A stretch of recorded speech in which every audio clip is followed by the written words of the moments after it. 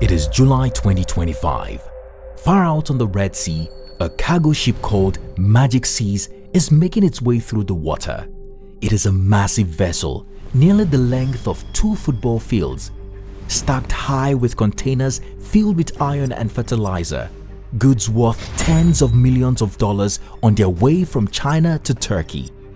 Right now, it is sailing through one of the busiest and most dangerous shipping lanes in the world, a vital link between Asia, Africa, and Europe, known as the Bab el-Mandeb Strait.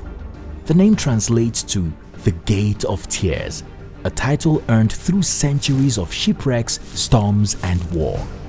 This narrow choke point connects the Red Sea to the Gulf of Aden and further north to the Suez Canal. Every year, thousands of ships pass through it, carrying oil, gas, and goods that keep the global economy moving. On one side lies Yemen, torn apart by years of war. On the other, Somalia, Eritrea, and Djibouti, each holding its own fragile balance of power. The crew of Magic Seas knows this area is tense, but they keep moving. Out of nowhere, small fast-moving speedboats swarm the ship like hungry sharks. The men on board are dressed in combat gear, carrying rocket-propelled grenades and automatic rifles. Up in the sky, the buzz of enemy drones fills the air. The Magic Sea is surrounded. Then, in a flash, disaster struck. Missiles fired from one of the boats strike the hull of the Magic Seas. Thick black smoke pours into the sky. Crew members run for their lives, shouting and scrambling to extinguish the fires.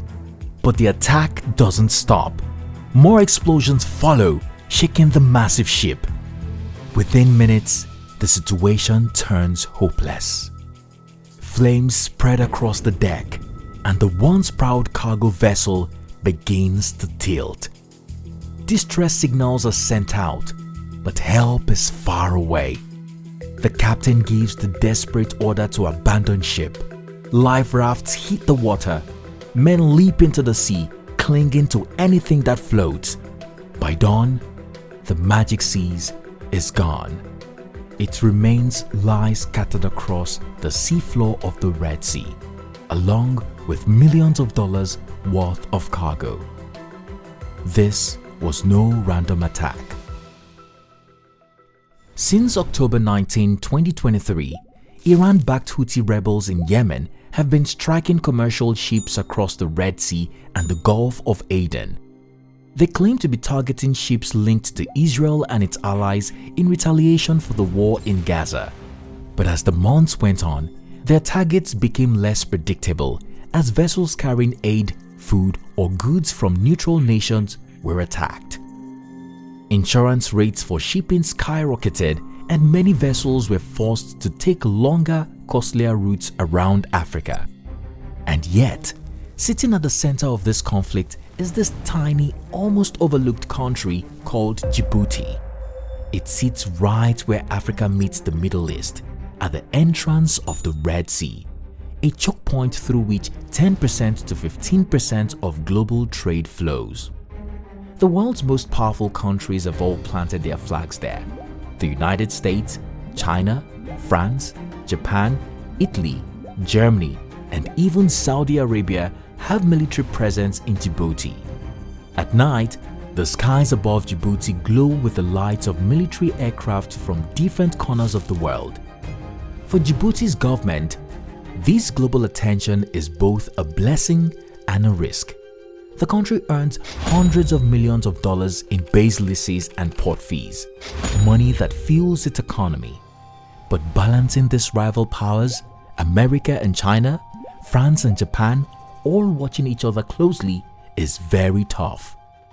One wrong move could turn this tiny desert nation into a battleground for the world's strongest armies. Now, with the Red Sea under threat, all eyes are on Djibouti once again. The question now is, why are the world's greatest power converging on this tiny patch of desert? And how long can Djibouti balance them all without being crushed by their rivalries?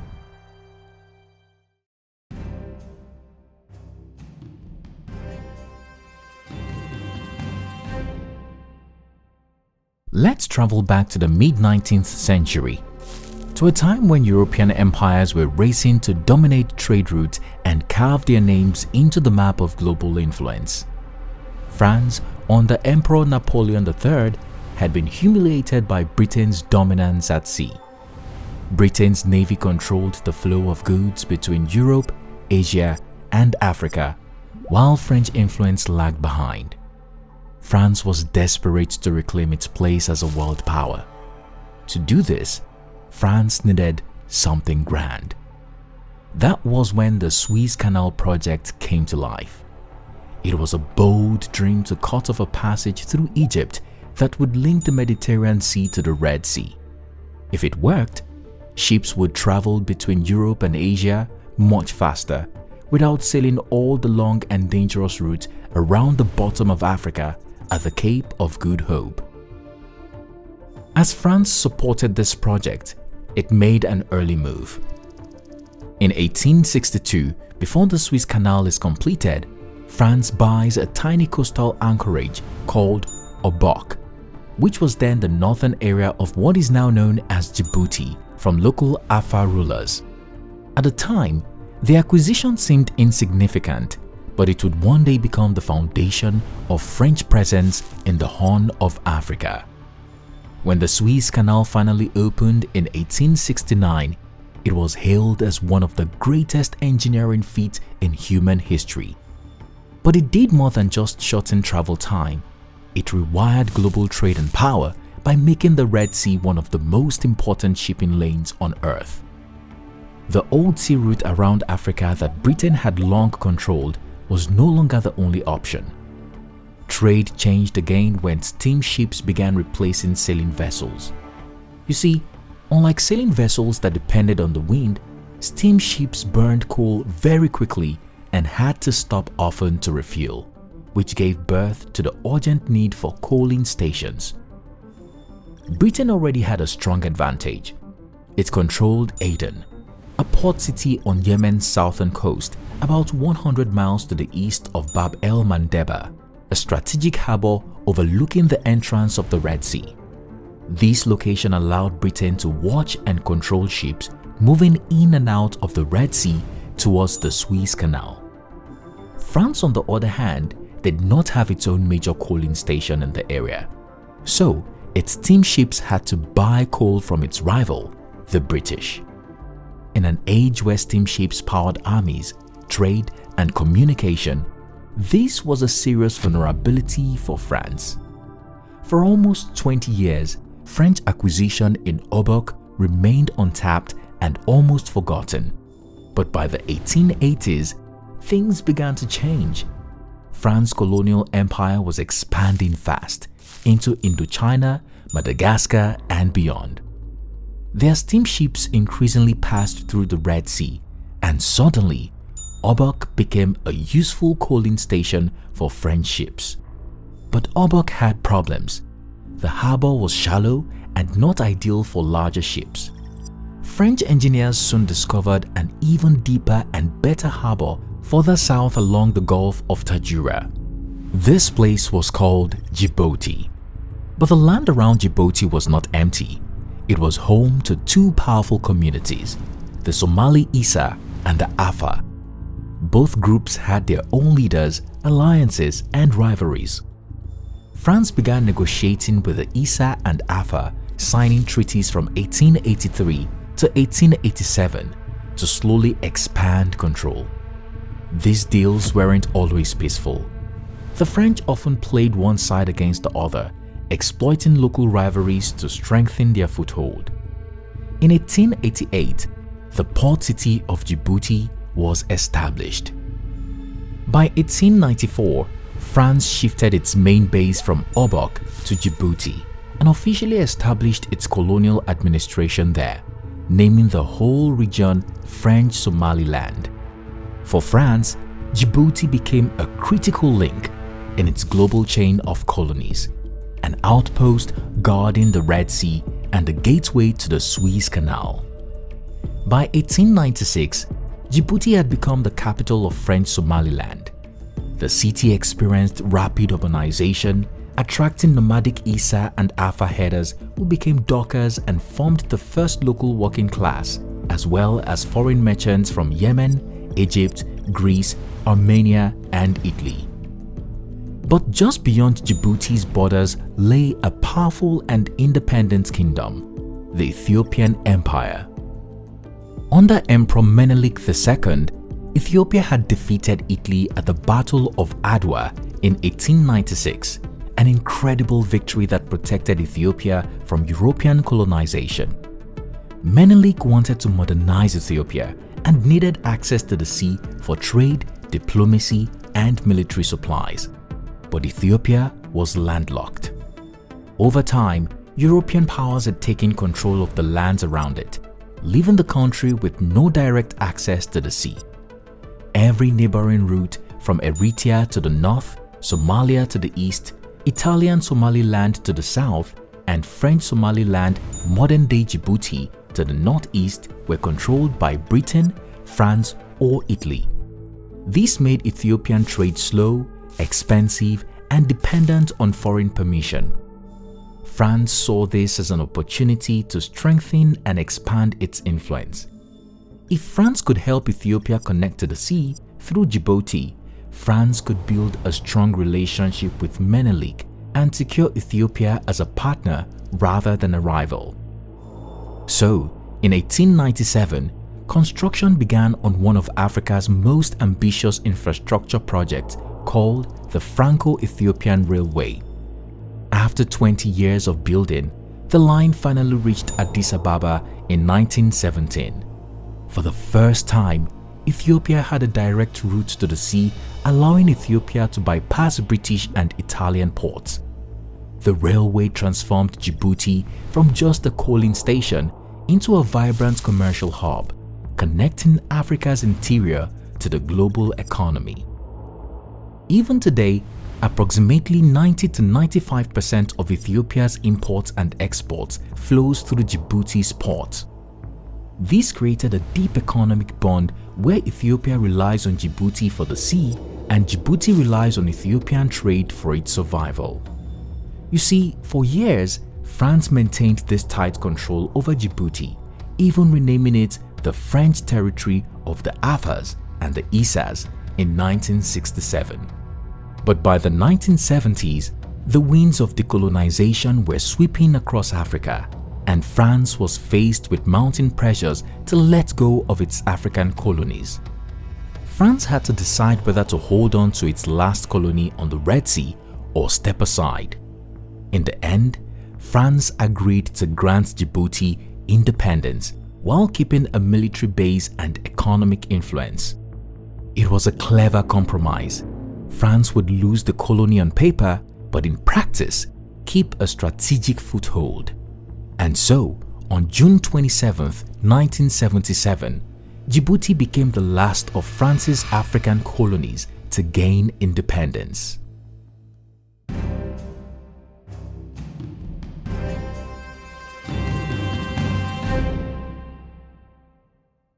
While Djibouti gained independence in 1977, the celebrations faded quickly into uneasy silence. The young nation was free, but had almost nothing. No natural resources, no oil, and no farmland. The population was small and poor, and almost everything that kept the country alive came from beyond its borders. Hassan Guled Abtidon, Djibouti's first president, knew this harsh truth. He knew that Djibouti's survival depended not on what he had, but on where it stood. Few nations in the world are as defined by geography as Djibouti. It sits like a watchtower at the entrance of the Red Sea, overlooking the Bab el-Mandeb Strait, a natural choke point between the Horn of Africa and the Arabian Peninsula. To the north lies Eritrea, to the southeast Somalia, to the west and south Ethiopia, and across the Bab el-Mandeb Strait to the east Yemen. In every direction, Djibouti was surrounded by instability. Abtidon understood that Djibouti could not afford to take sides in regional rivalries. Caught between these unstable nations, Djibouti's only option was neutrality. Abdon realized Djibouti could not afford enemies. The only path to survival was neutrality. His new republic would be a zone of peace, a friend of all and enemy to none, open for diplomacy and commerce even as the rest of the Horn of Africa descended into conflict. This strategy worked, at least for a while. It kept Djibouti safe from becoming a proxy battlefield in a region torn by wars. The port of Djibouti remained the economic heart of the nation, and French military protection continued under the post-independence treaties. France's base in Djibouti became both a security guarantee and a source of steady income as Paris paid rent and supplied aid to the new country. But this peace was disrupted in 1991 when Djibouti descended into civil war. The AFA-led Front for the Restoration of Unity and Democracy, FRUD rebel groups took up arms against ISA-dominated government. The fighting reached the outskirts of the capital, and once again, French troops intervened. This time, not as colonizers, but as protectors of stability. In 1994, a peace deal was signed. The rebels were gradually integrated into the government, and Djibouti's unity was restored. When Gullit stepped down in 1999, he handed power to his nephew, Ismail Omar Guelleh, a former intelligence chief known for his political discipline and sharp instincts. Guelleh inherited a small and poor country dependent on Ethiopia's trade and France's protection. But unlike his uncle, Guelleh saw opportunity in Djibouti's location and decided to monetize it. At the southern mouth of the Red Sea lies Bab el-Mandeb Strait, one of the world's most important shipping lanes. Through this narrow checkpoint flows up to 15% of global trade. Every oil tank from the Persian Gulf, every cargo ship from Asia, and every vessel bound from Europe passed within the reach of Djibouti's shores. Guelleh realized the world's power would pay to protect this route, and Djibouti could rent them the space to do it.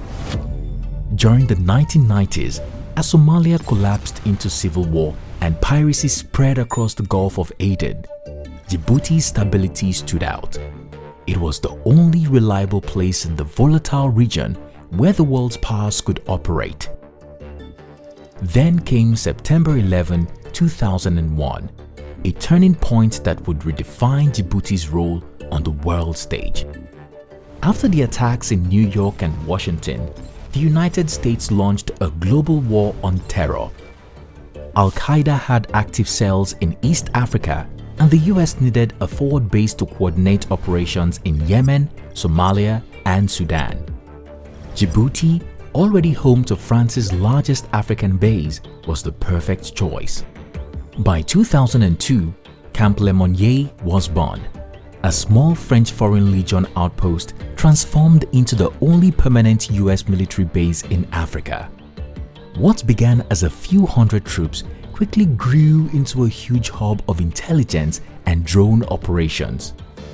From Lemonnier, drones and special forces monitored Al-Qaeda in Yemen, Al-Shabaab in Somalia, and shipping routes across the Red Sea. Soon, Camp Lemonnier became indispensable to US strategy in the Middle East and Africa, setting up the Africa Command Center, AFRICOM. In 2014, President Barack Obama renewed the base lease with Guelleh, extending it for 20 more years and doubling the rent to $63 million annually. Rumors of Russia's interest in Djibouti made the deal even more urgent. Djibouti was no longer just a French outpost, it was becoming a global military hub, and this was only the beginning.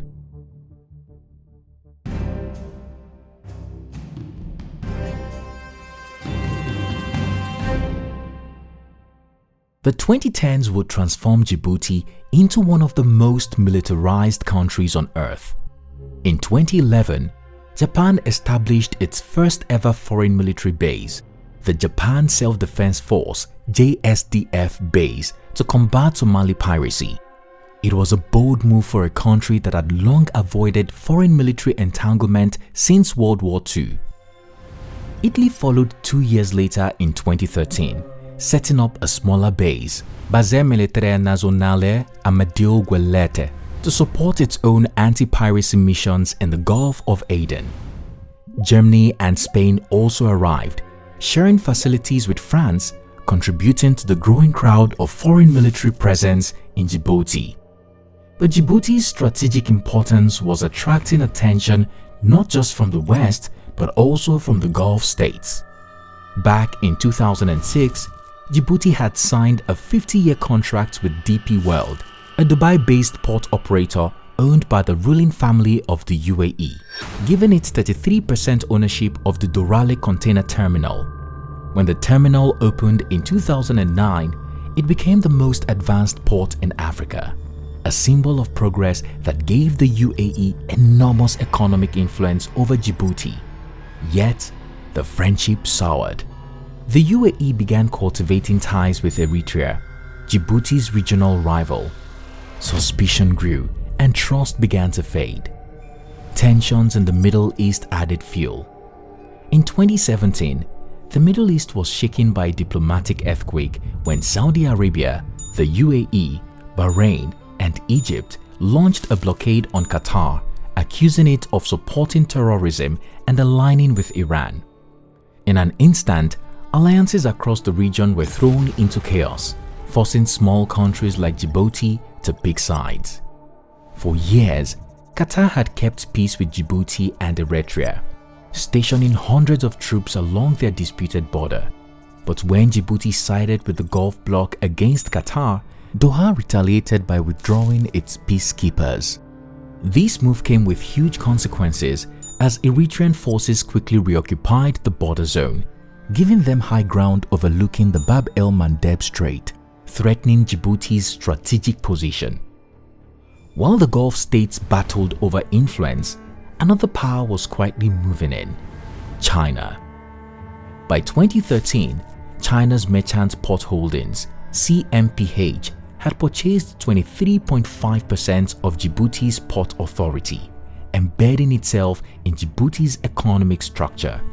And in 2017, China went a step further, opening its first ever overseas military base just 6 miles from the US Camp Lemonnier.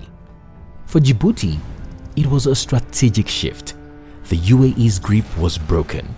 China offered loans, infrastructure, and perhaps most appealingly, an alternative source of political and economic support. As tension rose in the Middle East, especially the Yemen civil war across the Red Sea, Djibouti grew closer to Saudi Arabia, signing a new agreement for a Saudi military base in 2017. That same year, Gele's government passed a law allowing it to seize control of strategic infrastructure, a warning shot aimed squarely at the UAE. On February 22, 2018, Djibouti acted. Security forces stormed the Dorale terminal, expelled DP World, and announced that the contract was terminated. Soon after, the port was handed to a Chinese state company to run instead. Basically, Djibouti swapped one powerful partner, the UAE, for another, China. The change symbolized a deeper realignment. Just a few kilometers away, China's $600 million military base rose from the desert, large enough to host 10,000 troops. This was not just a resupply station, it was a statement. For decades, China followed a policy of not establishing military bases abroad. But as China's economy grew and it became a major global trader, it needed to protect its interests.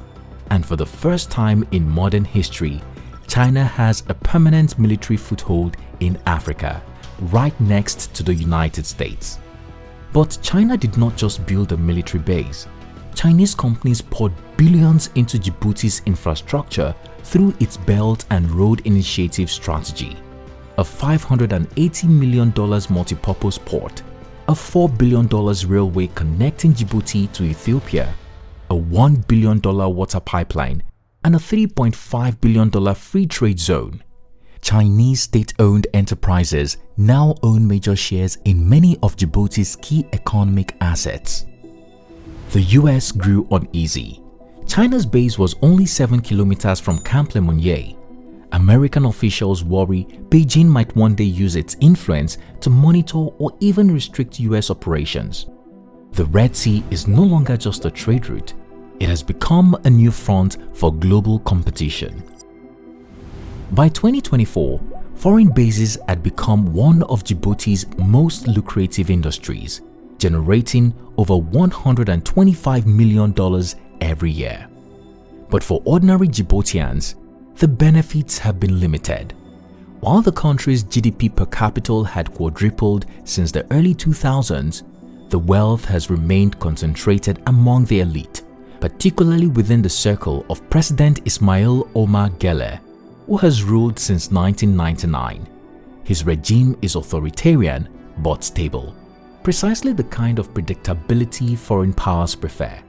For investors, Djibouti's strength lies not in democracy, but in control. There's another layer to this story: the debt trap.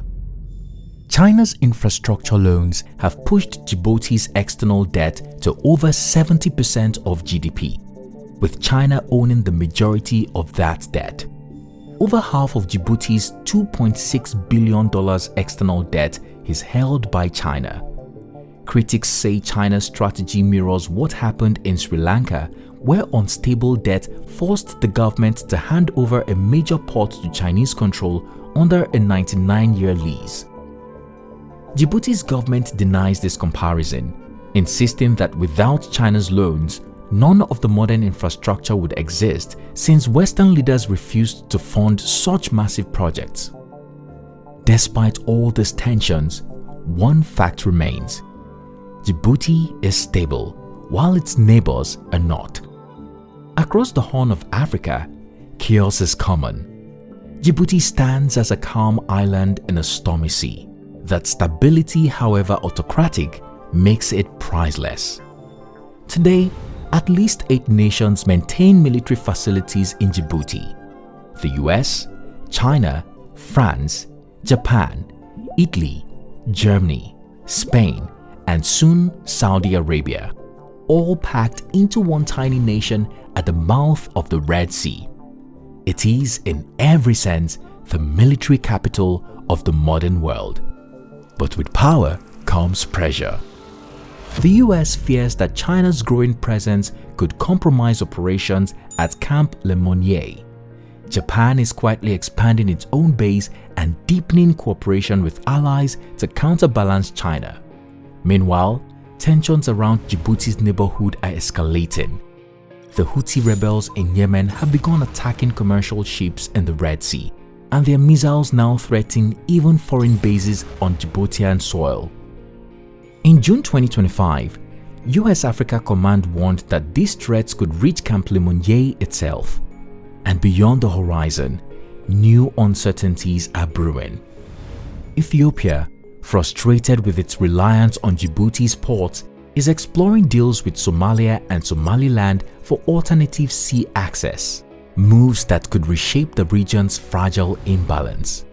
France, despite withdrawing from many of its former African colonies, refuses to leave Djibouti, calling it irreplaceable for European and Mediterranean security.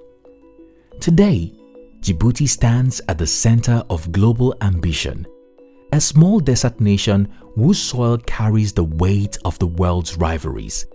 Its ports are busy, its skies crowded, and its economy tied to foreign interests. And as new powers rise and old ones fade, this tiny country remains the stage for a new kind of Cold War, where world powers are projecting power to decide who controls the future of one of the world's most strategic waterways.